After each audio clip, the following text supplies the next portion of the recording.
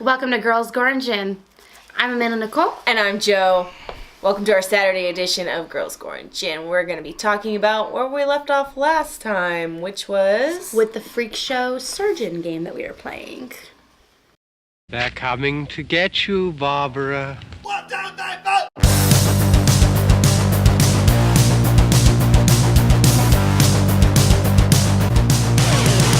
Last week, if you watched our show live and recorded, you saw us play and discuss this game that we played called The Freak Show, The Surgeon.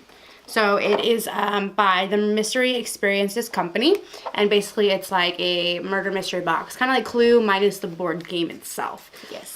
So we had to read different clues and stuff to find out who the killer was. Reading. So much reading, and we actually didn't read as much as we probably should have.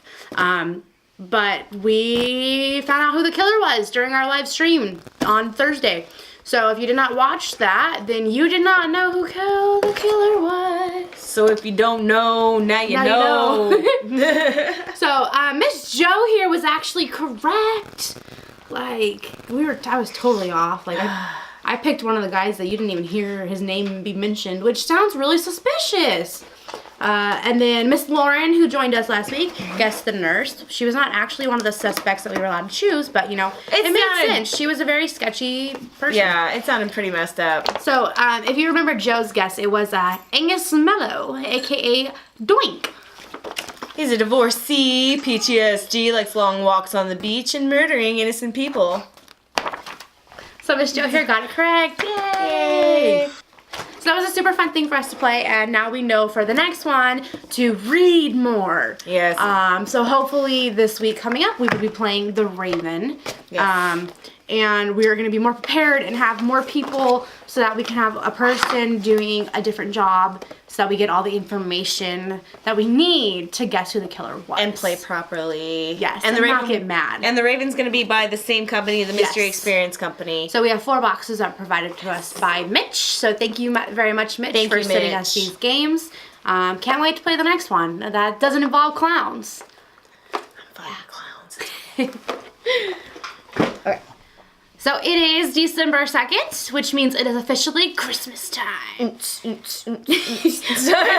rave time. I know, I feel like raving with all these damn lights on me. But they're so freaking hot. They are. Like, they weren't so bad after a while, but now they're just, let's not do this. Is it stuck in my hair? Nope. No. Okay. Yeah. Alright, so if you joined us for our live stream on Thursday, you saw that we were kind of decorating a little Santa hat, and we were going to give it away to the person who was, well, we did a drawing for the people that were commenting and being active during the live feed. And we also took a Polaroid of me and Joe and our guest Erica, who joined us. So Polaroid's super cute, and our really bad artistic skills. It's really hard to draw on felt. I think it's cute. It is cute. You did a good job. Thanks. You did a really good job. I like it. It's very cute. Thank you. You can't exactly read all of our writing, but it does say, thanks for all the love and support. Keep it creepy. And then Erica wrote, ho, ho, ho, yo. So the winner of our lovely prize here was... Porter? It was Robert Porter. Robert Porter! So, congratulations. You get an exclusive Polaroid of us girls here. Yes. And our little Santa hat. So, please contact us if you... Oh, no, we're going to contact him, huh? Okay. We'll get a hold of you. Don't call us. We'll call you. It's okay. We'll call you. Don't trip. So, Robert Porter, we will contact you to figure out how we're going to get this to you. I don't believe that you're local, but you're not far away. But happy Black Christmas anyway! Yay! Alright, so yes, Christmas will be our topic today, but not the traditional happy-go-lucky jolly Christmas. No, it's going to be the... He wants to eat your soul. We'll be discussing a little bit of the dark origins of Christmas. I personally am not a huge Christmas person, hence the black cat, the humbug. To me, Christmas is a bunch of BS. I'm gonna get you a lot of chocolate coal for Christmas. That's okay. Vegan chocolate coal. coal. As long as it's vegan, that's okay. Chocolate coal. If I have to fucking make it myself, I will. Yay! So, coconut oil. But yes, personally, I do not like Christmas just from working in retail. the thing that has made Christmas what it is now. It's all about marketing and promotions and gifts, and it's not what it used to be about. And I'm not a religious person, but I still think that if you're going to celebrate a holiday that's based on a religious thing, hearsay, then you need to treat it that way. Don't treat it as a big gift thing. So I personally am not a huge fan of Christmas. That doesn't mean that I don't think people should spread the holiday joy and cheer. It's just not for me. And that's okay. Everybody's different. That's what makes us awesome. They're more awesome than others. I mean, it's still wet. Oh my gosh. You're just like covered in all kinds of crap, man. Covered in glitter now. Glitter glue. Oh, that looks pretty on your tattoo, though. I wish they had glitter tattoo ink. That'd be fucking cool. rad as shit. Like, they have glow... Sorry, I'm gonna stop. I'm gonna Okay, so a Christmas tradition that a lot of people have kind of become more aware of the past few years is Krampus. If anybody's seen the movie or heard any of the origins or whatever, everybody kind of pretty much knows that he's the opposite of Santa Claus. Santa Claus. Yes, Santa Claus. But he's basically what he is half goat, half demon. Sometimes he shows up in different forms, having one hoof and one foot. Likes to cause mischief and punish children who have been bad during the Christmas season. So that's what should be done, right? No presents for you. That's how it should be. Yes. If you're being bad, you get your ass punished. whooped. Get that shit whooped. With like a birch stick or something. That's a little olden time. Yeah, but it was a wooden spoon when I grew up. Oh or a my coat goodness. hanger. Right? And they say that that the origin of Krampus actually predates Christianity. So it's a lot older than that. Oh yeah. And many alpine cities in Bavaria, Austria, Scandinavia, Italy, a lot of places celebrate Krampus every year by having some kind of festival or a parade. People dressing up as Krampus, wearing hooves and chains and horns. Demonic as fuck. Yeah. And they do big floats, and they just have like a big, awesome celebration. Time. Celebrating Krampus. Cramp life. So. Cramp life. Cramp life. Yeah. You gotta do the K though. Cramp life. Cramp life. We're gonna get shot. I'm sorry. We're gonna get shot. I'm from the Bay Area, so I'm pretty sure that means something. So going along with the Krampus, there is, a couple stories about how one of the origins of Saint Nick and the whole red fur and all that was actually because of a demon who basically did bad things to children, and as demons would. Well, I mean, you kind of have to, right? But the whole thing behind it was that he had red fur. Like, that was his type. So that's where they got the whole red fur coat for Santa, because the demon's name was Saint Nick. So that was kind of interesting to see. But that, to me, that goes along with more of, like, the whole, the demonic side of Christmas, Yeah. Fuck Santa. Be demons. The Belsnickel. Did I talk about the Belsnickel already? What the fuck is a Belsnickel? Belsnickel? The Belsnickel was a German tradition brought to Pennsylvania in the very early 1800s when immigration was kind of big in that area. Basically, from what I got from it, it was kind of what we would consider in a way Elf on a Shelf nowadays, but a little... sneaky bastard. Yeah, a little nicer now. The Belsnickel would arrive to children's houses 1 to 2 weeks before Christmas to check on them and their behavior, if they're being good or they're being bad. And he would knock on their doors or their windows with this stick that he had, and the children would come to the windows or the doors, supposedly, and he'd ask them to answer a question or to sing them a song, and if they complied, he would toss candy on the floor to them, like Chomos would. But sorry, okay, we can edit that. Yeah, I was saying it. And if they jumped a little too quickly, he would like whack them with the stick. No candy for you. No candy for you. No candy for you. You're greedy. No candy for you. So look, you can't put candy in front of children and not expect them to jump for it. Right. It's just why? Too greedy. So going along with the demonic elf on the shelf type of thing, there was in the Czech Republic a similar type of thing, except for he didn't give candy. He just, scared the children half to death just so that they would change their behaviors, and make sure they're being good children, which kind of, in a way, actually sounds like a decent thing to do, Sounds kind of like what a good parent would have done when you were a kid. Scare the shit out of them so that You're they not getting change shit for change their Christmas. behavior, Don't be a little shithead, and maybe you'll actually get candy rather than, Privileged little shits. Well, when you think about it, like, why would he praise them with candy for doing something they should already be doing? Privileged little shits.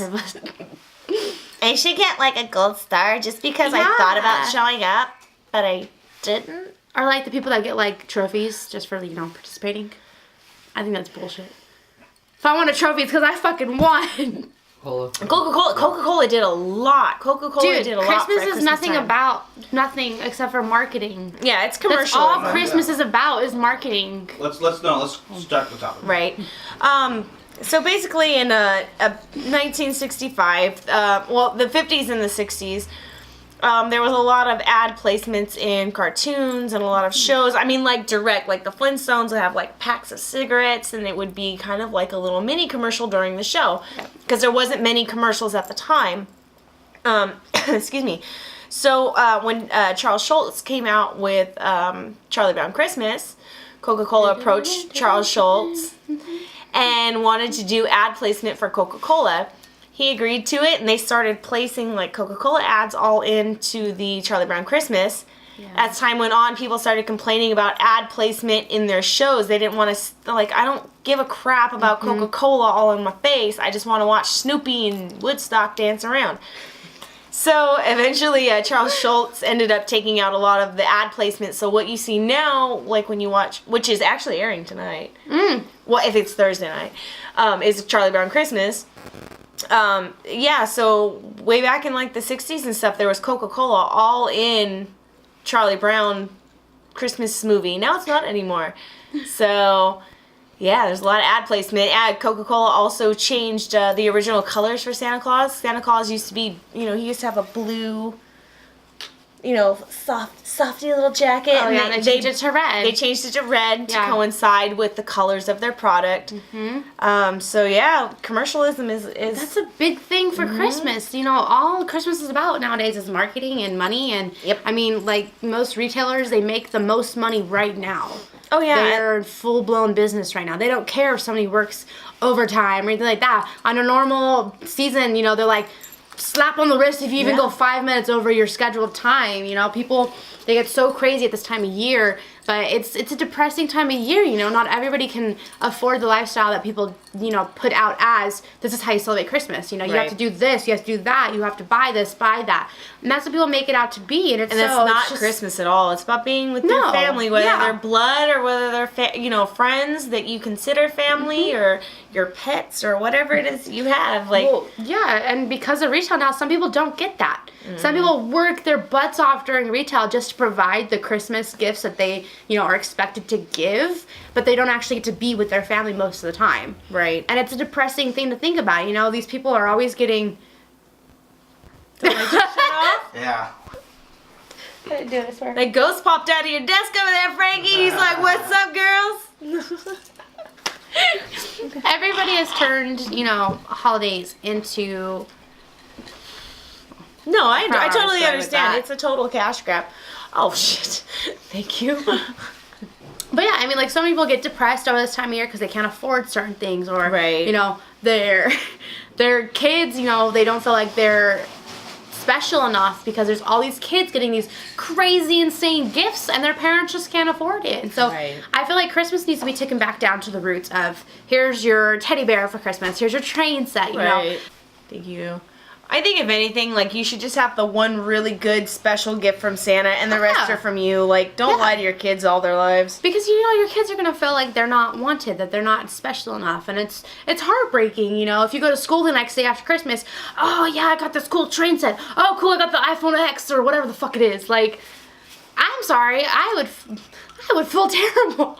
Well, I kind of think, too, it's kind of how you raise your children, how you explain things to them. Yeah. As far as, like, not everybody's gonna get the same shit for Christmas. No, But still, don't go completely drastic and spend hundreds of dollars from Santa. Well, those assholes that like to do that shit and screw it up for everybody else. And that's so, like, it's depressing. Like, my aunt, like, her Santa gifts to her kids are the laugh and learn puppy, you know, the leapfrog thing, you know, it's just a little stuffed animal dog, you know, it's not like and then the gift from her was a brand new bike, you know, like. Well, and another thing, too, is you gotta think of is, like, when you're a kid and you go through what you go through, and then you become an adult, you realize that all the shit that happened when you're a kid is just shit. It makes no difference. It doesn't matter. I understand Santa wasn't real. My parents did the best that they could. Exactly. That's true. That's a good way. That's a good way to look at it. But as they're growing up, Like 5 minutes of just commercial talk. Us? Yeah. Yeah. You've beaten up Christmas. We can edit this. No, we got it. But it's the same point now. It's Yes, Christmas sucks because it's commercialized. Right. That's the end of my discussion. I don't really have anything else. Oh, the stockings and the horse. Oh, yeah. Well, I kind of talked about that already. Should I talk about it again? The stockings and prostitution. Hit it again real quick? What do you think? That's what she said. Wow. Did you ever want to know the origins of ho ho ho? Right. Wow. Sir Mix-a-Lot. It's pretty, what? Sir Mix-a-Lot commercialized that term. Does he really? No. I was going to say, what? I have not seen this. I don't know. My cat started eating shit. Stockings. We put stockings up because. Okay, yeah. Am I on the right page? Okay. I was told not to stop. Was that it? Right? Yeah, I try to make it short. Do it. Okay. Okay. So have you ever wanted to know the real origins of the phrase ho ho ho? I bet you it's because of prostitution. What? Yeah. No. What? Yeah, supposedly around the age of the actual Saint Nicholas himself, not Santa Claus, Saint Nicholas. There was a family that was desperately and destitute, and it was to the point where him and his wife were not able to build up dowries for his two daughters, which is something they did back then, something that you would be able to have to offer to your husband or your somebody who was interested in being your husband, not just nothing. Not like these hoes now. But basically Saint Nicholas had heard about the family. Felt bad. He didn't want his children to have to go into prostitution and his wife have to go into prostitution because they were so poor. And he decided he wanted to give them money to help kind of get them a little bit out of the situation they were in. But he didn't want them to know that it came from him because that was just his deal. So he was going to break into their house one night and he was going to leave the money and then take off. But he couldn't find an entry point anywhere in the home, so he ended up getting on the rooftop and looking down the chimney. And he ended up not really being able to get down it either, so he dropped coins down into these socks or stockings that were hanging over a fire to dry. So that's kind of, just kind of stopped the dad, like, here, I'll give you some money. Don't hoe out your babies. That's so interesting. So, yeah. How come nobody puts money in my stockings? I know. I get hairbrushes and chapstick. I'm okay with that, though. Socks and some candy. Socks are nice. I like socks and candy. I don't need hairbrushes or chapstick, though. But talk about ironic, everybody uses the term as ho ho ho as like some sexual thing. Yeah. And it really is. Like, we're not just being obnoxious. No, I laughed. I thought it was great. I thought That's it was funny. awesome. I was like, haha, I'm not so immature now, huh, Mom? Alright guys, thank you so much for watching. Don't forget to check out our live feed next Thursday at 8 p.m. on Facebook. And every Saturday for our recorded episode of the week. Thank you guys for joining us so much. We appreciate it. And I hope you guys have a happy holiday.